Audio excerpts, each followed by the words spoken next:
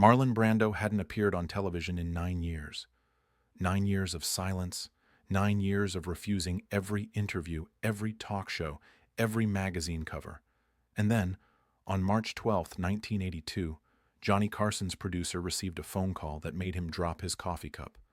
Brando wanted to come on the show. No conditions, no pre-approved questions. Just one request: don't tell anyone until he walks through that curtain. The studio audience that evening had no idea what was coming. They'd been told the guest lineup: a comedian, a singer, a brief cooking segment. Standard Tonight Show fare. They settled into their seats expecting laughs, expecting entertainment, expecting everything except what was about to happen. At 11:47 p.m. Eastern Time, Johnny Carson finished his monologue. He made jokes about Reagan, about the economy, about his ex-wives. The audience laughed in all the right places. Ed McMahon's famous laugh echoed through Studio One. Everything felt normal. Then Johnny did something unusual. He paused. He looked at his notes, then pushed them aside entirely. The audience noticed. Johnny never pushed aside his notes. "Ladies and gentlemen," Johnny said, and his voice carried a weight that made the laughter die instantly. "What I'm about to tell you, I learned only 2 hours ago. Our next guest hasn't appeared on television in almost a decade. The last time most of you saw him, he was refusing an Academy Award and sending a Native American woman to speak on his behalf. He's been called the greatest actor of his generation. He's also been called impossible, difficult, and a genius. Tonight, for reasons I don't fully understand, he's chosen to be here. Please welcome Marlon Brando." The audience gasped. Literally gasped. You could hear it on the broadcast recordings that still exist today. 300 people inhaling at once, unable to believe what they'd just heard. Doc Severinsen's band didn't know what to play. There was no planned entrance music. For 3 agonizing seconds, silence hung over that studio like a held breath. Then the curtain parted. Marlon Brando walked onto the Tonight Show stage, and the audience erupted. Not in the usual enthusiastic applause. This was different. This was awe. This was witnessing something they knew, instinctively, they would tell their grandchildren about. Brando looked different than people remembered. Heavier, older. His hair had gone gray at the temples. But those eyes, those famous eyes, still carried something dangerous, something unknowable, something that had made him the most compelling screen presence of the 20th century. He didn't wave to the audience. He didn't smile. He walked slowly, deliberately, toward Johnny's desk. And when he reached it, he didn't shake Johnny's extended hand. He just stood there, looking at Johnny Carson. The handshake hung in the air. Johnny's arm extended. Brando motionless. 5 seconds passed. 10 seconds. An eternity in television. Johnny, to his eternal credit, didn't break. He simply lowered his hand, gestured toward the guest chair, and spoke softly into his microphone. "Whenever you're ready, Marlon." Brando sat down heavily. He looked at the audience for a long moment, then at the cameras, then finally at Johnny. When he spoke, his voice was barely above a whisper, but every microphone in that studio caught it perfectly. "I'm not here to promote anything, Johnny. I didn't think you were. I'm here because I'm dying." The audience went completely silent. Not quiet. Silent. The kind of silence that feels like pressure against your eardrums. Johnny's expression didn't change, but something shifted behind his eyes. "Marlon, not literally, not yet, but something inside me has been dying for 40 years, and I never told anyone the truth about it. I thought I would take it to my grave. But then I watched something last week. I watched an old interview. You and Dean Martin. And Dean said something that broke me open." Johnny remembered that interview. Everyone remembered that interview.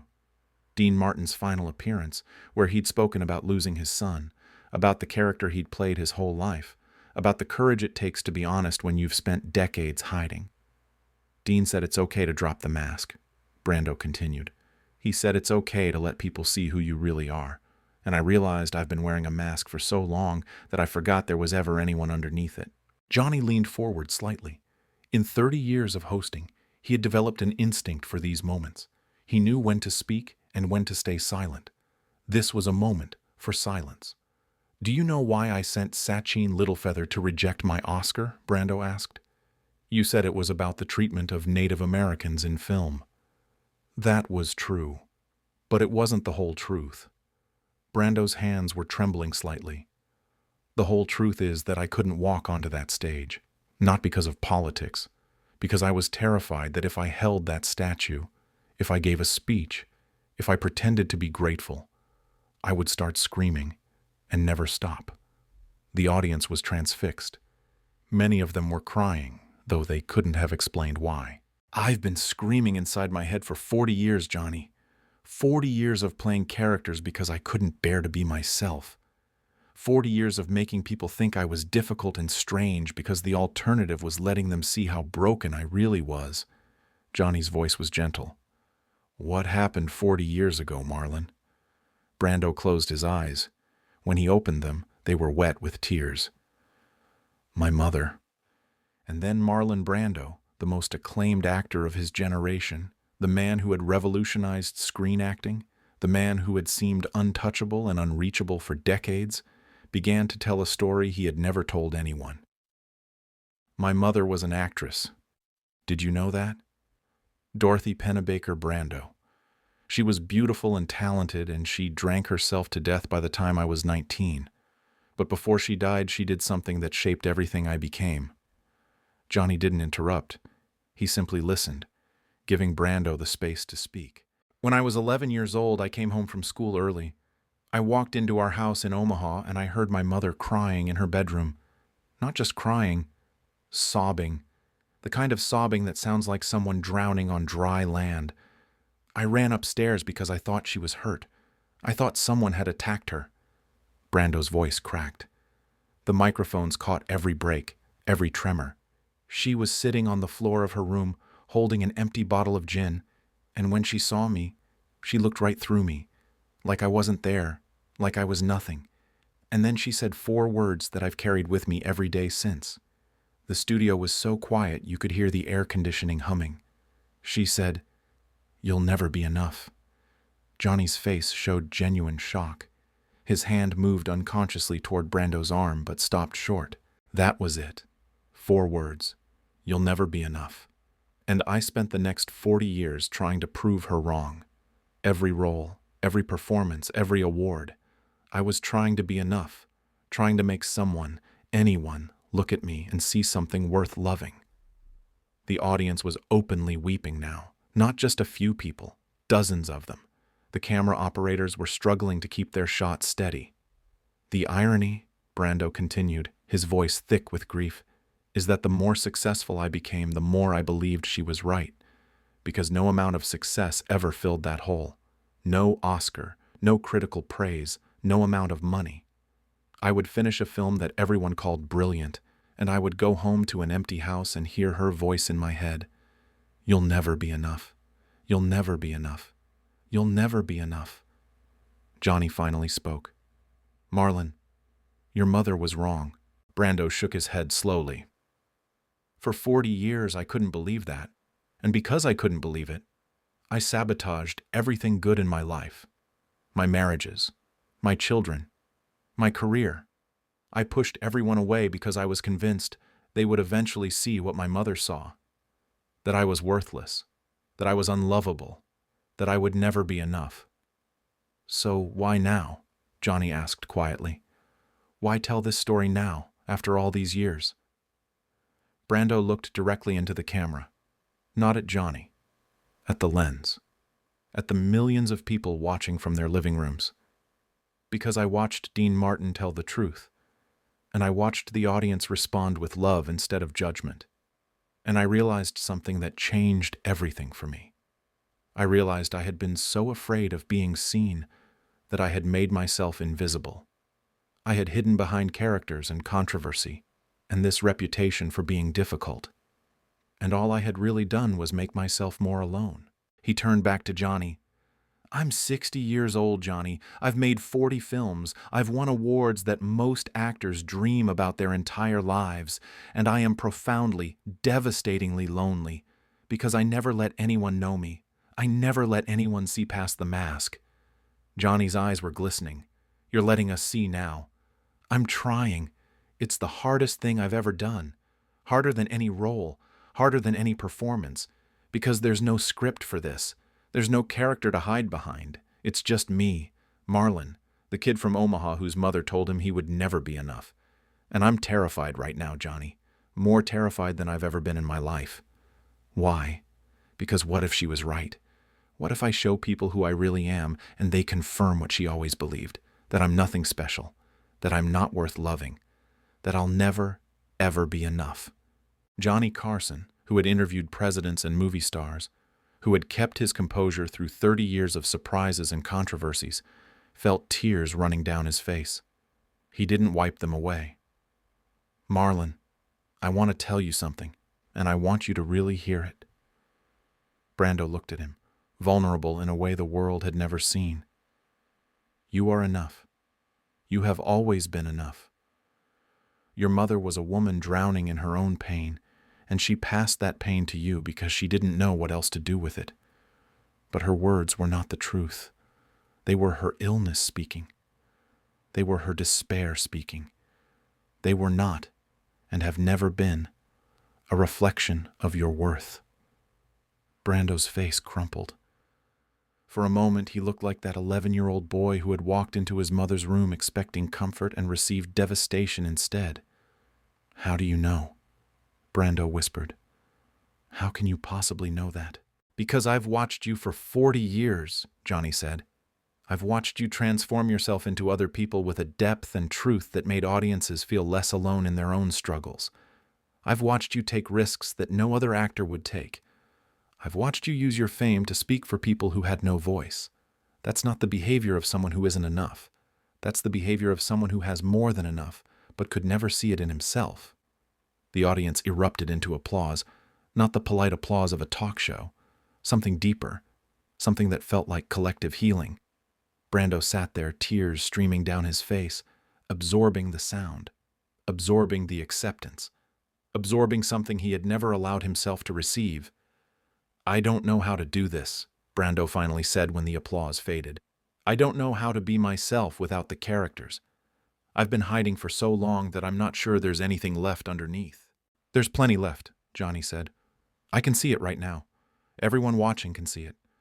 The question is whether you're willing to see it yourself. Brando was quiet for a long moment. When he spoke again, his voice was stronger. Dean Martin said something else in that interview. He said, if you love someone, tell them. If you're hurting, admit it. If you need help, ask for it. Don't wait until you're sitting on Johnny Carson's couch wishing you'd done it differently. I remember. I have 3 children, Johnny. 3 children I've pushed away because I was terrified they would see the real me and reject me the way my mother did. 3 children who probably think I don't love them because I never learned how to show love without a script. It's not too late, isn't it? It's never too late to tell the truth. It's never too late to reach out. It's never too late to try. Brando looked at the audience, then back at Johnny. I'm going to call them. After this show ends, I'm going to call each of my children and tell them what I should have told them years ago. That I love them. That I was too afraid to show it. That I'm sorry for every moment I made them feel like they weren't enough. Because I know exactly how that feels and I would never wish it on anyone. Especially not my own children. The audience applauded again, this time with something that felt like hope. And I'm going to ask for help, Brando continued. I've been so proud, so stubborn, so convinced that needing help meant being weak. But I'm drowning, Johnny. I've been drowning for 40 years, and I'm finally ready to let someone throw me a rope. Johnny reached across and took Brando's hand. The camera caught it perfectly. 2 men, 2 generations of American entertainment, connected by a simple human gesture. You did something brave tonight, Marlon. Braver than anything you've ever done on screen. Brando laughed, and it was a real laugh, raw and genuine and slightly broken. You know what's funny? I've played soldiers and rebels and revolutionaries. I've played men who stood up to armies and empires. But sitting here, telling the truth about my mother, that took more courage than any of those roles combined. That's because those were characters. This is you. "This is me," Brando repeated, as if tasting the words. "God, I barely recognize myself. I've spent so long pretending to be other people that I forgot who I was. But I think maybe I can find him again. That 11-year-old boy who just wanted his mother to love him. I think maybe I can finally tell that boy what he needed to hear all along." "What's that?" Brando looked directly into the camera one more time. "You're enough. You've always been enough. And you're worthy of love." The studio erupted. 300 people on their feet, applauding, crying, witnessing something that would be talked about for generations. Johnny stood as well, and when Brando rose from the guest chair, the two men embraced. Not the quick Hollywood hug. A real embrace between two people who had just shared something profound. When they separated, Brando leaned in close to Johnny's ear. The microphones picked up only fragments of what he whispered, but witnesses would later say they heard 4 words. "Thank you for listening." Johnny's response was barely audible. "Thank you for trusting us." Brando walked off that stage differently than he had walked on. There was something lighter in his step, something released.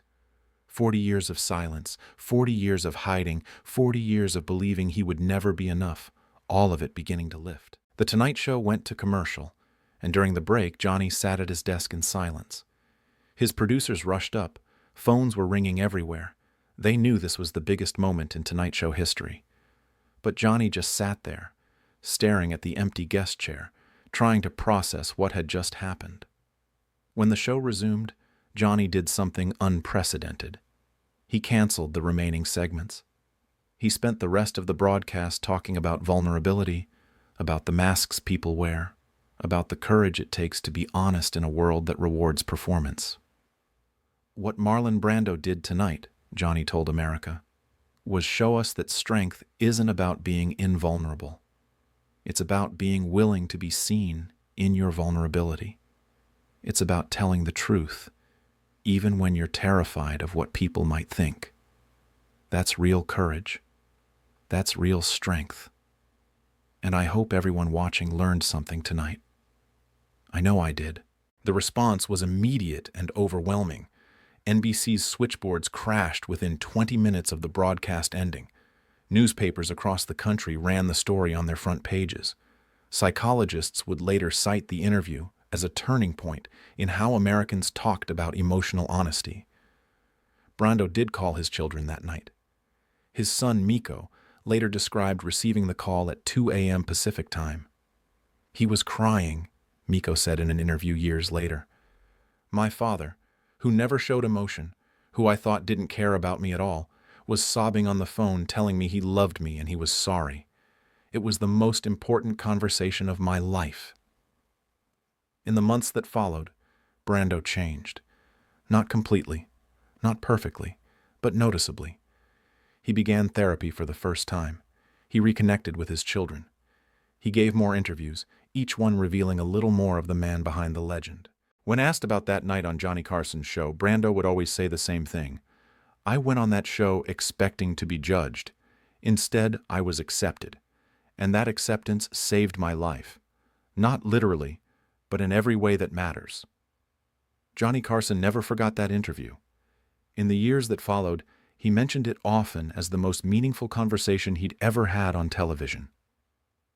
"Marlon taught me something that night," Johnny would say. "He taught me that the most powerful television happens when someone stops performing and starts being real. We spend so much time trying to be what we think people want. Marlon showed me what happens when you're brave enough to just be what you are." The two men developed an unlikely friendship after that night. Phone calls, dinners at Johnny's Malibu home. A shared understanding between two men who had both learned to hide behind public personas and were both trying to find their way back to authenticity. When Marlon Brando died on July 1st, 2004, among his personal effects was a handwritten letter from Johnny Carson dated March 13th, 1982, the day after that famous interview. The letter read, "Dear Marlon, last night you showed America something they had never seen. Not the actor, not the legend, the man, and the man is more impressive than any character you've ever played. Your mother was wrong. You are enough. You have always been enough. And now the whole world knows it too. With respect and gratitude, Johnny. Brando had kept that letter for 22 years, folded carefully in his wallet, read so many times that the paper had worn thin at the creases. Because sometimes the most powerful performances are the ones where we stop performing altogether. Sometimes 4 words from a broken mother can shape 40 years of pain. And sometimes 4 different words from a talk show host can begin to heal it. You're enough. You've always been enough. If this story moved you, if it reminded you that behind every mask is a human being longing to be seen, hit that subscribe button. Share this with someone who needs to hear that they're enough. Leave a comment about a time when someone's honesty changed your life. And remember what Marlon Brando taught us that night.